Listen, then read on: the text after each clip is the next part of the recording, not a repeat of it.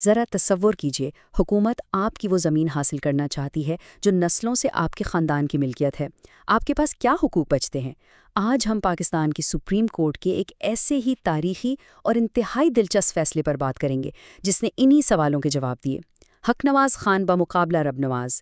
1992 کا یہ کیس جائیداد کے حقوق اور حکومتی انتظامیہ کے درمیان اس کھینچ تان کو اتنے بہترین انداز میں واضح کرتا ہے کہ آج دہائیاں گزرنے کے بعد بھی یہ قانونی حلقوں میں ذیل بحث رہتا ہے۔ یہ محض زمین کے ایک ٹکڑے کا جھگڑا بالکل نہیں تھا، بلکہ اس میں یہ طے ہونا تھا کہ جب ریاست زمین ایکوائر کرنے کا ارادہ کرتی ہے تو شہری کے مالکانہ حقوق کب ختم ہوتے ہیں اور ریاست کا اصل اختیار کب شروع ہوتا ہے۔ اچھا، اس پورے معاملے کی تہہ تک پہنچنے کے لیے ہم اس قانونی سفر کو 5 اہم حصوں میں سمجھیں گے۔ ہم شروعات کریں گے چشمہ بیراج کی بے دخلیوں سے، پھر دیکھیں گے کہ زمین کی خرید و فروخت کا وہ کیا چکر تھا جس نے تنازع کھڑا کیا، اس کے بعد متنازعہ الاٹمنٹس، پھر بورڈ آف ریونیو کی وہ زبردست مداخلت، اور آخر میں سپریم کورٹ کا وہ فیصلہ کن وار جس نے سب کچھ بدل کر رکھ دیا۔ تو چلے شروع کرتے ہیں۔ کہانی شروع ہوتی ہے 1960 کی دہائی سے۔ انڈس تاس منصوبے کے تحت چشمہ بیراج کی تعمیر ہونی تھی، اور اس بڑے پروجیکٹ کے لیے صوبائی حکومت کو میاوالی کے 42 دیہاتوں پر مشتمل ایک بہت وسیع اراضی حاصل کرنے کی ضرورت تھی۔ ظاہر ہے اس بڑے پیمانے پر زمین کے حصول کا سیدھا سا مطلب یہ تھا کہ ہزاروں خاندانوں کو اپنی آبائی زمینیں چھوڑنی پڑیں گی۔ یہیں سے اس پورے بحران کی بنیاد پڑی۔ اب ذرا اس ٹائم لائن پر غور کریں، یہ بہت اہم ہے۔ 1965 میں لینڈ ایکوزیشن ایکٹ کے سیکشن 4 کے تحت زمین کے حصول کا پہلا نوٹس جاری ہوتا ہے۔ اس کے بعد 1967 میں کچھ مزید نوٹیفیکیشنز آتے ہیں اور 1968 میں کلیکٹر معاوضے کا اعلان کرتا ہے۔ لیکن یہاں ایک بہت بڑا لیکن ہے۔ وابٹا کو اس زمین کا اصل یعنی فزیکل قبضہ فوراً نہیں ملتا۔ وہ قبضہ ملتا ہے 1968 سے 1971 کے درمیان، اور حکومت کے اعلان سے لے کر زمین کا اصل قبضہ لینے تک کے درمیان کا جو یہ طویل وقفہ تھا نا، اسی خلا نے اس کیس کے سب سے بڑے قانونی تنازع کو جنم دیا۔ یہاں ہماری ملاقات ہوتی ہے اس کہانی کے ایک انتہائی سمارٹ کردار سے، کرنل محمد حنیف۔ کرنل صاحب سلوا اور گلوگارا نامی 2 گاؤں میں کافی بڑی زمین کے مالک تھے۔ اب جب انہوں نے دیکھا کہ حکومت نے ایکوزیشن کا اعلان تو کر دیا ہے لیکن قبضہ ابھی تک نہیں لیا، تو انہوں نے اس درمیانی عرصے میں ایک کمال کی حکمت عملی اپنائی۔ اس حکمت عملی کو سمجھنے کے لیے آپ کو صرف ایک ہندسہ ذہن میں رکھنا ہے۔ 50 ایکڑ حکومت نے متاثرین کو دوبارہ آباد کرنے کی جو اسکیم بنائی، اس کی ایک انتہائی سخت شرط تھی کہ متاثر ہونے والا کوئی بھی ایک شخص زیادہ سے زیادہ 50 ایکڑ سرکاری زمین ہی متبادل کے طور پر لے سکتا ہے، چاہے اس کی اصلی زمین سینکڑوں ایکڑ ہی کیوں نہ ہو۔ یہ 50 ایکڑ کی جو حد یا کیپ لگائی گئی تھی، یہی وہ بنیادی وجہ تھی جس نے بڑے زمینداروں کو مجبور کیا کہ وہ کوئی بیچ کا راستہ نکالیں۔ اور وہ بیچ کا راستہ کیا تھا؟ کرنل حنیف نے 1967 میں 243 کنال 10 مرلے زمین زبانی معاہدے کے ذریعے 9 لوگوں کو فروخت کر دی، جن میں سے زیادہ تر ان کے قریبی رشتہ دار تھے۔ پھر بات یہی نہیں رکی۔ 1969 میں انہوں نے اپنی باقی ماندہ 295 کنال زمین بھی اپنے دیگر رشتہ داروں کو بطور تحفہ یا ہبہ منتقل کر دی۔ اب اس سارے عمل کا نتیجہ یہ نکلا کہ حکومت کی نظر میں اب کرنل حنیف اکیلے مالک نہیں رہے، بلکہ ان کے خاندان کے کئی افراد مالک بن گئے، اور وہ سب کے سب الگ الگ 50-50 ایکڑ متبادل زمین لینے کے اہل ہو گئے۔ لیکن سوال یہ ہے کہ کیا یہ غیر قانونی تھا؟ بیوروکریسی کے صرف ایک لفظ نے یہ سارا راستہ کھولا تھا۔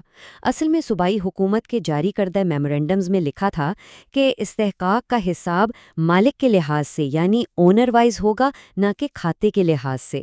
اس کا سیدھا مطلب یہ تھا کہ حکومت کی ان پالیسیوں نے خود مالکان کو یہ موقع اور ترغیب دی کہ بھائی حکومت کے باقاعدہ قبضہ لینے سے پہلے اپنی زمین خاندان میں بانٹ دو تاکہ زیادہ سے زیادہ معاوضہ مل سکے۔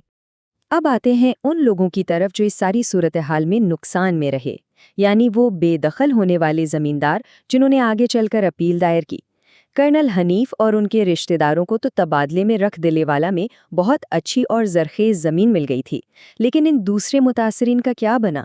ان کی مایوسی کا اندازہ آپ ان حقائق سے لگا سکتے ہیں۔ انہیں جو زمین دی گئی وہ بالکل بنجر تھی، وہاں 30 سے 40 فٹ اونچے ریت کے ٹیلے تھے۔ اپیل کرنے والوں کا تو یہاں تک کہنا تھا کہ یہ زمین اگلی 2 صدیوں تک بھی کاشت کے قابل نہیں ہو سکتی۔ انہوں نے حکومت سے کلوروکوٹ میں زرخیز زمین مانگی، مگر انہیں صاف انکار کر دیا گیا۔ इस शदीद मायूसी और गुस्से में आकर उन्होंने फैसला किया कि वो कर्नल हनीफ और उनके रिश्तेदारों को मिलने वाली ज़रख़ेज़ ज़मीन के खिलाफ कानूनी कार्रवाई करेंगे और उनके सौदों को चैलेंज करेंगे।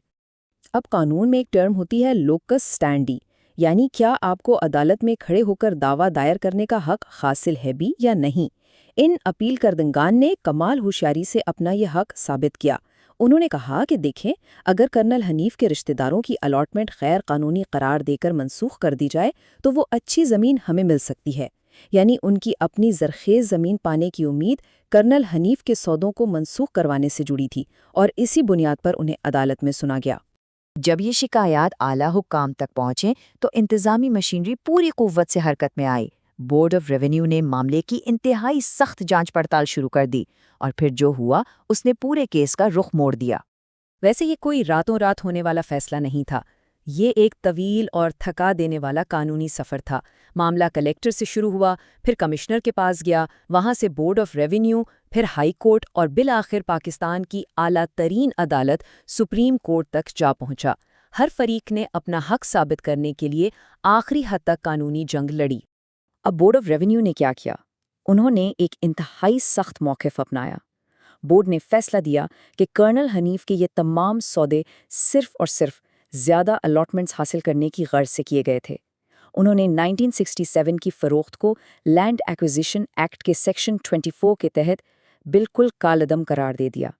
1969 के तोहफे को भी ये कहकर नामुकम्मल करार दिया गया कि उसका जिस्मानी कब्ज़ा नहीं दिया गया। और सबसे बड़ा धचका ये दिया कि कर्नल हनीफ के रिश्तेदारों की सारी अलॉटमेंट्स मनसूख करके वो ज़मीन सीधा अपील करदगानों को दे दी। यहाँ एक बहुत बड़ा सवाल पैदा होता है, क्या बोर्ड ऑफ रेवेन्यू का ये फैसला कानूनी तौर पर दुरुस्त था, या क्या उन्होंने लोगों की नीयत और लेन देन के मकासद पर क्या सराई करके अपने इख्तियारात से तजावुज़ किया? इस सवाल का जवाब हमें इस कहानी के क्लाइमेक्स की तरफ लेके जाता है। और वो क्लाइमेक्स था सुप्रीम कोर्ट ऑफ पाकिस्तान का हतमी फैसला। जब ये केस आला तरीन अदालत में पहुंचा तो जज साहिबान ने बोर्ड ऑफ रेवेन्यू के इस फैसले का बारीक बीनी से जायजा लिया और फिर जो फैसला सुनाया, इसने जायदाद और एक्विजिशन के हवाले से ऐसी नज़ीरें कायम की जो आज तक लागू हैं। सुप्रीम कोर्ट ने लैंड एक्विजिशन एक्ट के 2 सेक्शंस का फ़र्क इंतहाई बुनियादी अंदाज में वाज़े किया। अदालत ने कहा कि देखिए, सेक्शन 4 का नोटिस सिर्फ और सिर्फ हुकूमत के इरादे का एक ऐलान है। महज इस नोटिस के जारी होने से किसी मालिक के जायदाद के हुकूक ख़त्म नहीं हो जाते। इसके बरक्स, जब हुकूमत सेक्शन 16 के तहत बाकायदा तौर पर ज़मीन का फ़िज़िकल कब्ज़ा लेती है, सिर्फ और सिर्फ तब वो ज़मीन कानूनी तौर पर हुकूमत की मिल्कियत बनती है। इस तफरीक की रोशनी में सुप्रीम कोर्ट का फैसला बिल्कुल दो टोक था। अदालत ने करार दिया कि कर्नल हनीफ की तरफ से की गई ज़मीन की वो तमाम मुंतकिली बिल्कुल कानूनी थी। क्यों? क्योंकि वो सब कुछ उस वक्त हुआ था जब हुकूमत ने ज़मीन का जिस्मानी कब्ज़ा लिया ही नहीं था। और जहाँ तक तोहफे में कब्ज़े की बात थी, अदालत ने नोट किया कि ज़मीन पर मौजूद किराएदारों ने नए मालिकान को तस्लीम कर लिया था और कानून की नज़र में कब्ज़े की ये शर्त पूरी करने के लिए काफ़ी है। ये फैसला सिर्फ इस एक केस तक महदूद नहीं था, बल्कि इससे कई अहम कानूनी उसूल तय पाए। पहला ये कि महज एक्विजिशन के नोटिस से किसी का अपनी प्रॉपर्टी फरोख्त करने का हक हरगिज़ मुंजमद नहीं होता। दूसरा उसूल ये तय पाया कि अगरचे हाई कोर्ट आम तौर पर ट्रिब्यूनल्स के मामलात में मुदाखलत नहीं करती, लेकिन अगर कोई ट्रिब्यूनल रिकॉर्ड को गलत पढ़े या कानून की गलत तशरीह करे तो आला अदलिया की मुदाखलत बिल्कुल ज़रूरी है। और तीसरी बात ये कि हुकूमत की अपनी पॉलिसियों और टाइमलाइंस में जो कन्फ्यूजन थी, उसकी सज़ा आप शहरियों को नहीं दे सकते। हम अपनी इस गुफ्तगू का इख्तिताम सुप्रीम कोर्ट ऑफ पाकिस्तान के इस इंतहाई ताकतवर और सबक आमूज जुमले पर करेंगे। ट्राइब्यूनल को दुरुस्त फैसला करने का इख्तियार तो हासिल है, लेकिन गलत फैसला करने का दायरा कार हरगिज़ हासिल नहीं है। ये अल्फाज हमें ये सोचने पर मजबूर करते हैं कि एक तरफ इंतज़ामी इदारों को हमारे मसाइल हल करने के लिए इख्तियारात चाहिए होते हैं, तो दूसरी जानिब उन पर सख्त अदालती निगरानी कितनी नागुज़ीर है ताकि किसी भी शहरी के हुकूक गस्ब ना हों। तो सोचिएगा ज़रूर कि आज के इस दौर में रियासत की ताकत और एक आम शहरी के हुकूक के दरमियान ये तवाज़ुन कितना बरकरार है। वक्त निकालकर हमारे साथ शामिल होने का बहुत शुक्रिया।